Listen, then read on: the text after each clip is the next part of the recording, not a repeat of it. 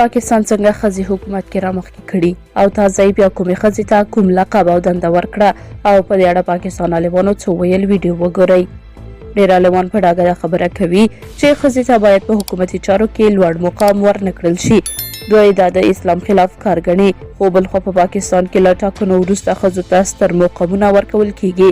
خو جالبه دا ده چې د پاکستان یو عالم هم تر اوسه خپل غږ پورته نه کړ. استاده د پاکستان د پیپلز ګوند ویلي چې د پاکستان د ولسمشر آصف علي زرداري کشره لور آصفه بوټو زرداري د لومړۍ میرمنې په توګه ټاکل کیږي. د دې ګوند او د آصف علي زرداري د مشرې لور بختور بوټو زرداري په ایکس پاڼو کې آصف بوټو زرداري د لومړۍ میرمن په توګه یادونه شوې ده.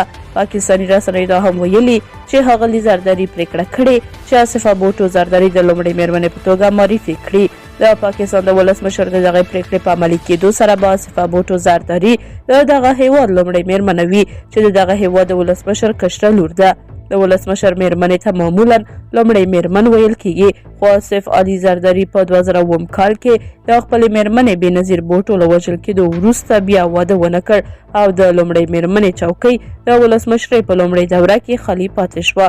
د ښاغلي زرداري د ولسمشرۍ د دویمې دورې له پیلېدو وروسته پاکستاني رسنیو د هغه پریکړه تاریخي وبلله او لیکلي دي چې 31 کلنه آصفه بوټو زرداري د لومړۍ میرمنې په توګه معرفي کیږي. میرمن بوټو زرداري د بېنظیر بوټو او آصف علي زرداري تر ټولو ځوانه لور ده چې پلار ته تر ټولو نږدې کس بلل کیږي.